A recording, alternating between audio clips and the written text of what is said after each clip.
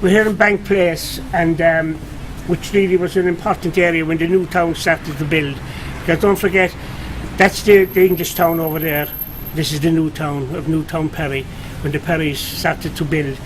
But they didn't build on this area here. They built from the Custom House, and they kind of jumped up onto O'Connell Street. They built the old town hall, as some of you might remember. Can you all hear me back there if you can't move forward a bit? We can't see you though. But you're very smart. Anyway, but the land here, this land was known as the Mardyke, like they have in Cork. It was really the dump for the Irish town. All that area going from here back towards Class's, you might remember Class's pub at the end of the mall here. This site here was always known as Charlotte Quay, but I always knew it as the Mall. I never knew it as Charlotte Quay, it's just known as the Mall, because there used to be a lovely toy shop there called the Mall Stores. I remember it well. And then it was owned by Chutes, and it was just always known as the Mall, because on the other side you had George's Quay, Charlotte Quay and George's Quay, and of course they never kind of got on like a lot of couples, and they built the river between the two of them, you know, because Charlotte and George never saw eye to eye. But anyway, you had the two quays. You had the Charlotte Quay, which, as I said, was known as the Mall. The Mardyke was really swampland, and so was all of Arthur's Quay. And the Perrys who owned it leased this area here to the Roaches. Now, the Roaches couldn't buy property because they were Catholics, and they were forbidden under the penal laws to buy property. But Stephen Roach was friendly with William Cecil Perry, who was a brother of the Earl of Limerick. There's two streets called after him, William Street and Cecil Street. He was bishop, and he was well in with him, and he was able to buy the land. Why, we'll never know why he went to the bother of purchasing the land for Roach. But Roach decided, Roach was doing a huge trade, because you forget that was the docks over there at that side. And Roach was doing a huge trade with Holland and with France, wine from France. Of course, people couldn't drink, the water was poisonous, and people drank wine. We think of drinking wine, having a good time, but there was nothing else. They could only drink wine. It was probably tawny wine they were drinking, cheap wine. But anyway, he brought in a lot of wine from France, and rapeseed from Holland. Roach did. The Roaches were a very enterprising family, and they were Catholic, as I said. Themselves and the Arthurs were Catholic families. So Roach built this building here in 1787, and it's still standing today. It's hard to believe that it's still standing after over 200 years, the building is. And again, as I said, built on bad ground. So they knew what they were doing with the foundations, whoever built it for them. But the area, as I said, was a swampland. And there were excavations done a few years ago behind here. Some of you might remember, before they built all those blocks there. They took down some lovely little terrace of houses just to come away for the building of those. And you might remember Paul Carr had a shop there. They moved, Paul Carr's shop was over at the corner of, and you come up Francis Street, right in the corner of Francis Street, and here at Rutland Street. Paul Carr's used to be, I remember at Christmas time, Paul Carr's used to be full of toys. They had a window onto Francis Street and a window onto Rutland Street. Then when that became derelict, they moved onto the terrace of houses here in the front. That eventually then closed down. But the Redemptorists had their first oratory here, roughly there where that building is there. The Redemptorists were here first before they moved up to Mount St. Alphonsus. There used to be a little pub there, some of you might remember it, Pinky Downey's. Any of you remember Pinky Downey's? Yeah. There was a little pub there, a house of little repute. How do you know, John? It was right there. Pinky Downey was just over the door years afterwards. I remember the name just over it, and people didn't like to talk about Pinky Downey's, whatever went on there, you know. But the Redemptorists had a house next door to it. And, but this area here, you had all the banks then here because of the trade with the docks. You had Monson's Bank, which was just above at the end of this block here. And at the corner then you had O'Brien's, where the pub is there. And there are huge cellars out under the road, near under the corner pub there. The huge cellars where Peter O'Brien used to store all his wine. The wine came in at the docks, they stored it underneath. And he's one of the O'Briens, if any of you are familiar with Ballylacken up in Clare, up the Fenor. O'Brien, he's the man that's one of the family that built the tower above and the Cliffs of Moher. He was of that family. But O'Brien and his brother then was known as, he was a judge, he was known as Peter the Packer, exactly. And Peter the Packer was the man that used to pack the juries. People do ever get nowadays, I wonder. But anyway, he used to pack the juries, and he was well known. They moved up to Thomas Street afterwards, where the old Tom was, that was O'Brien's pub. When they moved from here, they moved up to Thomas Street. But this area here, anyway, I said, you had the Mansell's Bank there. Around the corner then you had Bruce's Bank, which the front of it is still there, of Bruce's Bank. The building has been revamped up. Bruce, of course, lived outside in Castleconnell.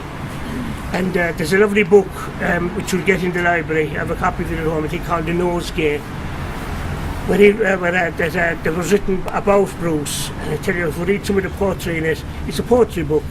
The Nosegay goes on for about 40 pages. It's one poem, and he would have been sued in the first 5 lines. I tell you nowadays, for what he'd written about Bruce and about what he'd written about Bruce and his wife and the guns on outside of the Hermitage in Castleconnell. But Bruce's Bank is still there. Unfortunately, the name was moved a few years ago up to O'Connell Street. You had Furnell's Bank. You had all the gentry here. Of course, all these banks failed in 1803 after Napoleon was defeated. The prices went down in 1815, and the prices went down, and there was nothing being sent out of Limerick for a while. The economy was ruined, and the banks failed. Of course, the banks were dependent. That time there was no actual notes. There were bills of exchange, and you could still now and again they come up on the internet. Mansell's Bank still have notes come up. They get huge money to do. Their bank notes, big notes that they had at the time. But Mansell's went, and Bruce went, Furnell's went. Furnell's used to live out in Ballysheedy, the Furnell's did. And but the whole thing collapsed. The banks then of course left here. That's how this place is called Bank Place. Because there were all Georgian houses, all what this monstrosity here is where Mayor Roberts says. They were all Georgian houses here in a row, built right up to here. We have a photograph there, Tom. Where's the photograph, Tom? From the Old Limerick Journal, where it shows 2 arches. An article written by Morgan McCaskey on about this building here. It shows on this is an old print. It gives 2 arches going in here. So obviously there was another arch that side there where the rough stone is there again. There was another arch going into this here house. How this lasted really was, it was leased into John Quinn, the wine merchant over in the team wine merchant over in Ellen Street. They had it as a bonded warehouse. For years it was leased to John Quinn, the man that he lived outside with now in Upstate Home, Carberley House. He's the man that gave the money for the building of the tower and above the Redemptress, and that's what they call it Quinn Street then after him, because he gave the money to the Redemptress. But the building here was used for years as a bonded warehouse by Quinn's, and the customs and excise were here, and we'll talk more about it as we go around the side. But the building anyway has lasted. It was taken over then a few years ago, and the Shannon development of the library, although the library should be left alone above in Perry Square. Quinn's really didn't use this side. They used the side over on Ellen Street, where you come down an avenue, which we'll see as you go up. But the whole area down here has all been changed now over the years. But all the front, there were all Georgian houses on the front of this place here, facing over onto Barrington's. And we were on last year, so we might have been around last year. I was showing over there that the people on this side objected to the amount of bodies that were being brought out of Barrington's during the famine. And they were being taken out to the Pauper's graveyard out in Ballinenty. And they objected to it. So they put in 2 arches, which I have a slide of now. The building has gone right on Mary Street. They had to take the bodies out so to defend the people sitting at their windows looking onto the river, onto the Abbey. You see that, you forget that that's the Abbey. Well, really it's the Shannon. It's only a branch of the Shannon anyway to make the island round English town as we know.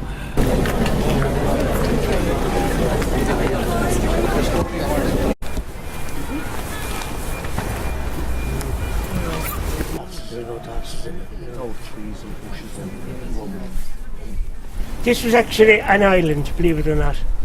On the old maps of Limerick, you'll see it was an island. The river, the Abbey branched off and just surrounded this building here, went right round it.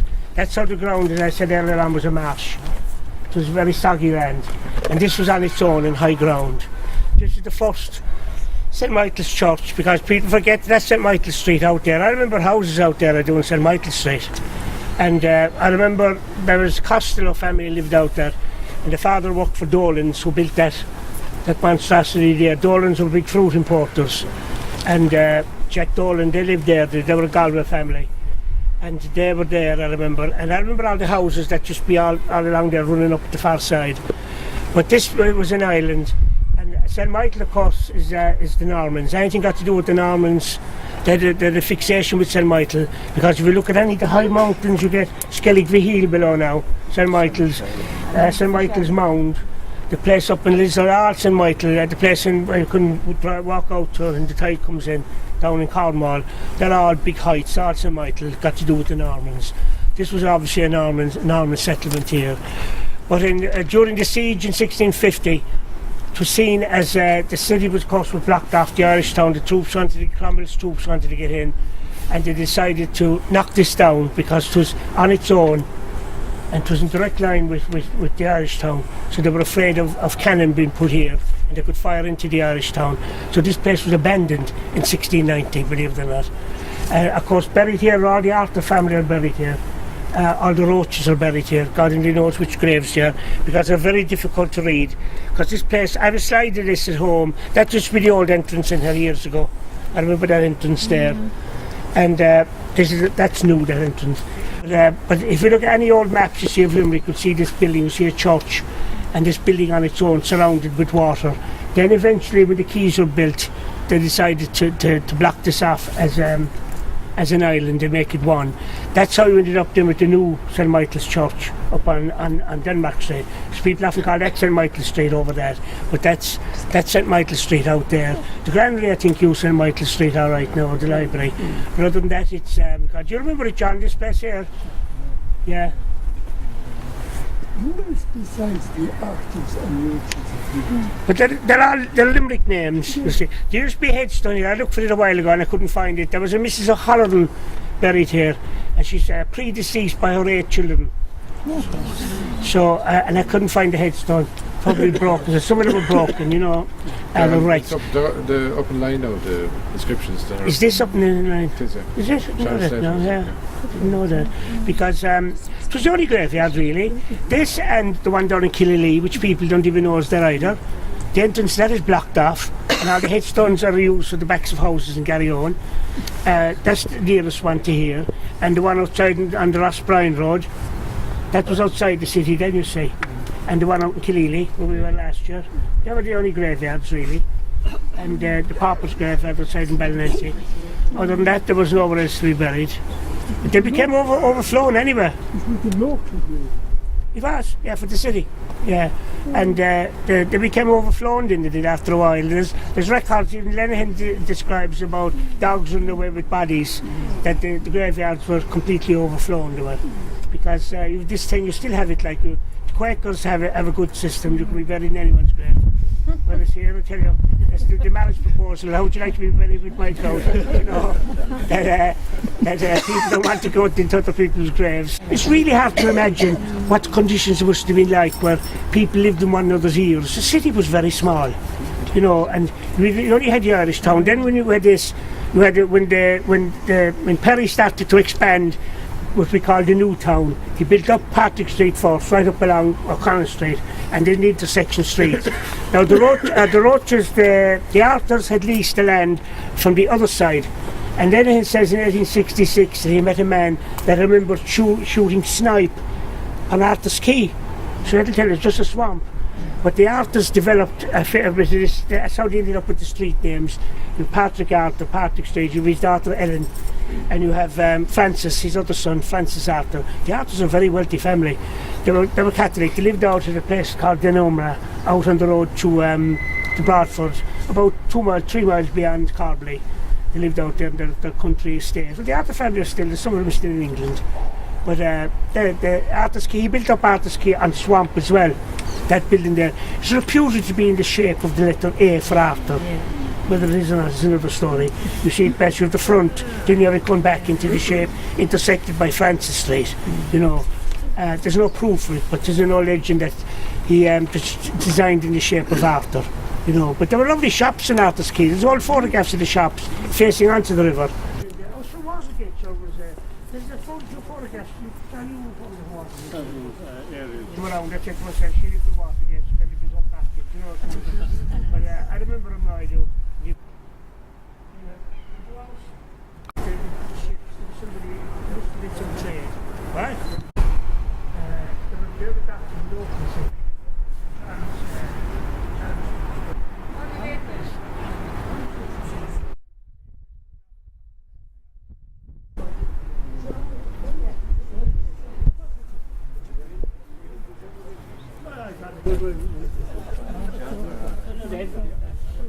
I would start back up now. Huge space.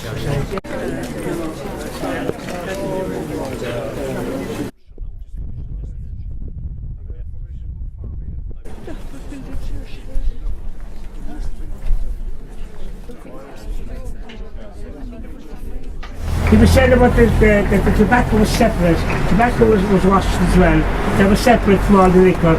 And then over on the back of the town, that's the back of the town hall over on the other side there. So the buildings come around of the old town hall, which the state of it now is a terrible state. You know, really it was built as commercial buildings, that was first. Kind of, what do you call them, the Chamber of Commerce. Chamber of Commerce were there, and then it became the town hall. It shows a pity that it wasn't enough in like the Mansion House in Dublin, we said.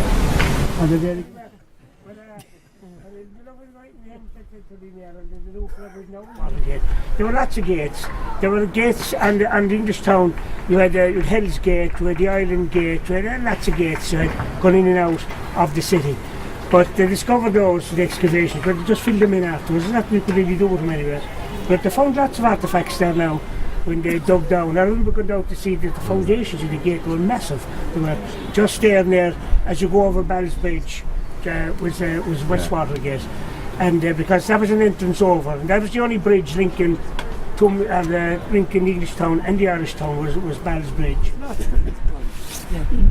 You just said that tobacco, sherry was kept on the other side. Sugar, margarine, all those things were bonded. But in your place, you sell much coffee? With tea, original. Which was quite a bit of Good answer.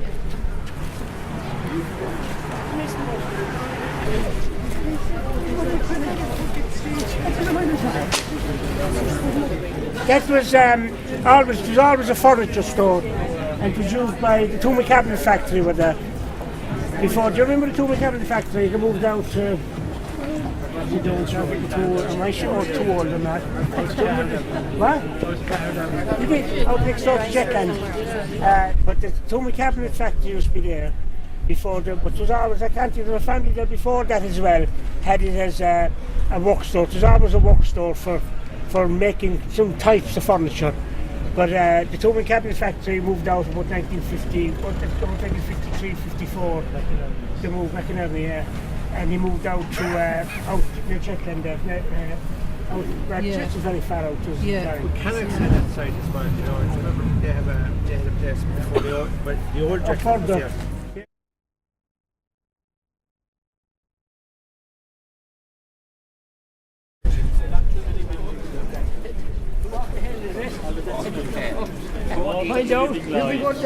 It's totally.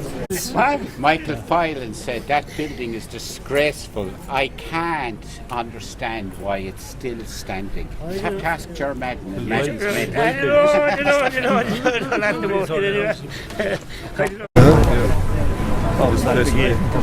This place would be happy.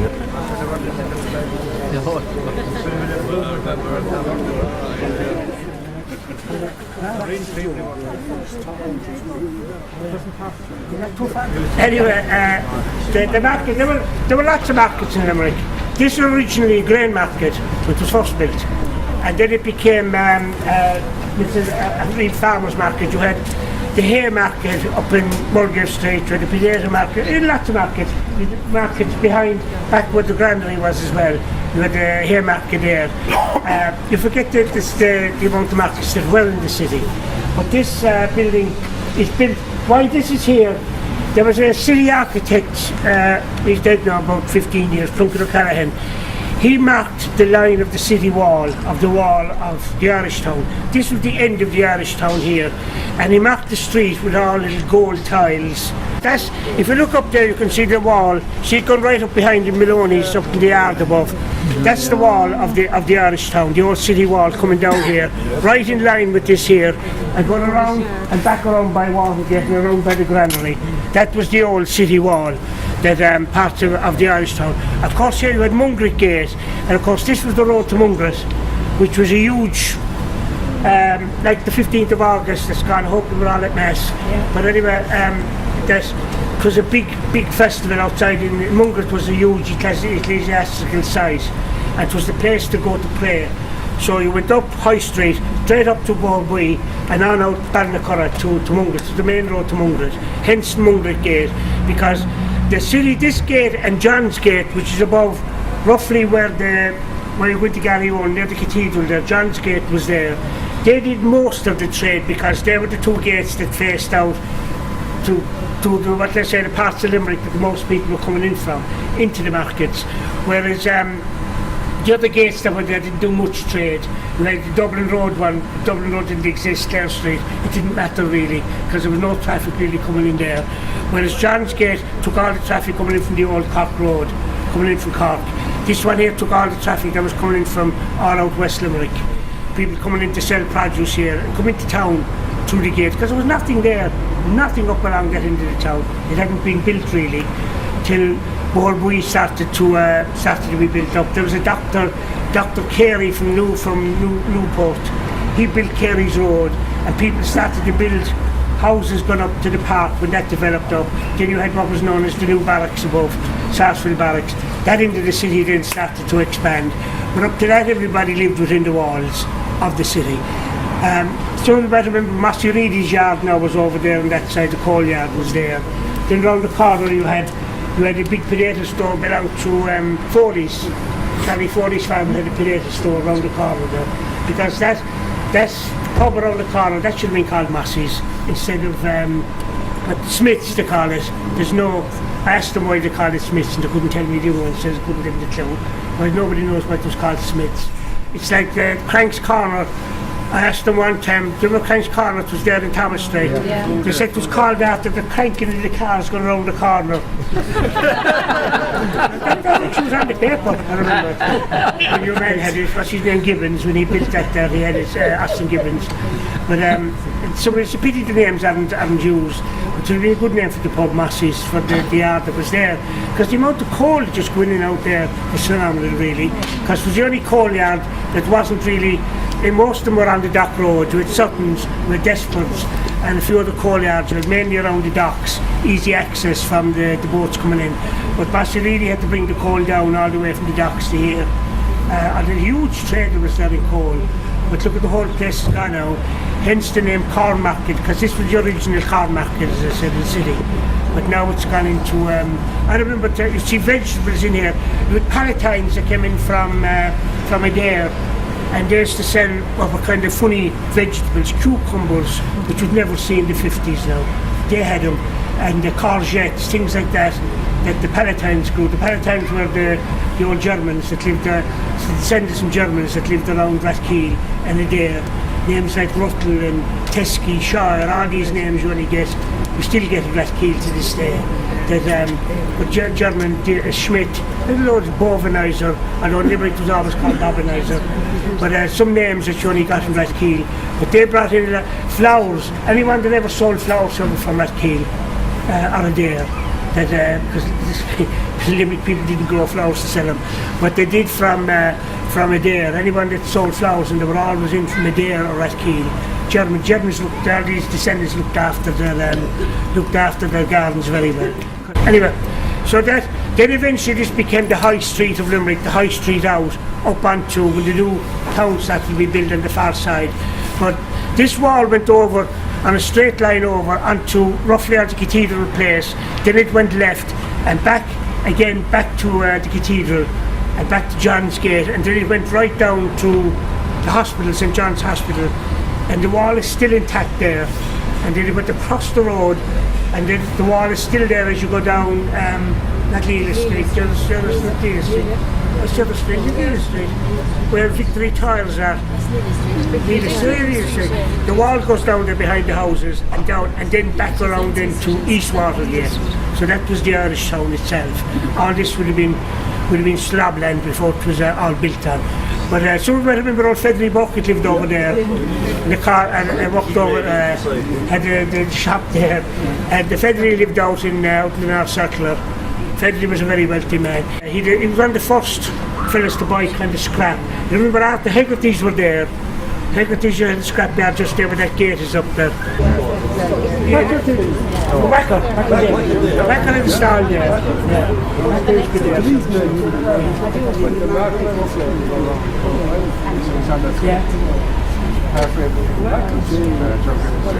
Back in the stall just there. With the top of the car, they couldn't figure out what was missing. Not the night that's in this. He left me upstairs. Just when we're passing here, this area here, which got Sean Houston place, it was always known as Palmerstown. And even I still refer to it now as Palmerstown. No one knows where the name originated. Was it from Palmers coming back to the Holy Land, which like the one in Dublin is? The Palmerstown in Dublin was the Palmers coming back who brought palms back from the Holy Land, or was it got to do with a family called Palmer? I don't know. But this is Mungo Street, which, believe it or not, was one of the most fashionable streets in Limerick. Over on that side, roughly where that yellow side is over there for sale, was born, what's his name? The fellow Tom Spring Rice, yeah. Fell above in the park, up in the thing. He was born there, number 21. This was a very fashionable street. There were Georgian houses on both sides. I remember all the Georgian houses here, I do, with the flats here. I remember Jack O'Mine had a shoe shop just about there, just to fix shoes. Jack O'Mine, he lived over in Palmerstown. And I remember there was an eating house just here in the middle where the middle of the road is. It was owned by, I think they were Costellos. And they used to keep they kept about 20 old men with nowhere else to stay. They'd go in and they'd pay something a week. And they'd go in, they'd give them a bed. And they'd give them something to eat every day. And all the men would sit on, I remember the walls that were in front here, they'd sit on the walls. It was like, it was a foreigner nursing home, but there wasn't much nursing, I'd say. But they took them in there, I remember that. And like that's not so long ago, like I'm talking into the 70s, when they were demolished, all those houses, they were running all down around, there were all these lovely Georgian houses. The shops were there. There was a load of, there were about 3 second-hand shops where you could bring comics in. You could either take the money or exchange it for other comics. Or if we didn't want that, they sold Chester buns. Remember Chester buns? Oh, yes. They were made over the leavings of everything. Got one for a penny and 2p for a full one. They were awful things. You bit them, they kind of broke into about 40 pieces, you know. But they used to have those. You always got them there, I remember, in the shops that were along there. What the origins of it, huh? Yeah, Chesters. They were always known as Chesters, you know. It's half for a penny and double one for 2p. Just waiting for about a half hour, you know. But you got them there in those shops. If you didn't want to take the comic, you could exchange it for a bun. And they did it up the High Street as well, or in Wickham Street as well. There was a shop. It was lighting with the dog. And they used to sell, have these buns in the window. The flies around them. But I remember that above in the shop is still there actually, which is no longer a second-hand shop. But coming down High Street, there were a load of second-hand bookshops. Mm-hmm. They're all, the second-hand trade in books has gone all together now, and comics especially, you know. But the castle, there was a castle standing here, and this corner, which is a name that's nearly forgotten in Limerick, this is known as Stony Counselor Corner. There was a book brought out a few years ago by John Liddy, we called it the Stony Counselor book. Poetry book, so we brought out it. At least it's revamped the name for a while. But believe it or not, this was a very important size. And why it was called Stony Counselor, it was known as Ormond's Peace. There was, you might have heard the Rimmy Chinny, he was the Pope's ambassador to Ireland in the 1640s. And he was here in the city when what was known as Ormond's Peace. After the statues of Kilkenny, we're going far into history here, but the gist of it anyway was that Buck was the mayor who wanted to accept the towns. The residents wouldn't accept it. when the Chile said don't accept the terms, and they battered the mayor. They stoned the mayor here and at the corner and stoned him all the way down as far as the bridge for him not to accept, which he accept Ormond's terms, Duke of Ormond and fell down in Kilkenny. And they wouldn't, so it was always known afterwards as Stony Cross the corner. But the name has kind of died out. It said there's very few who even know what the first name is. Stop somebody and ask them. She's like...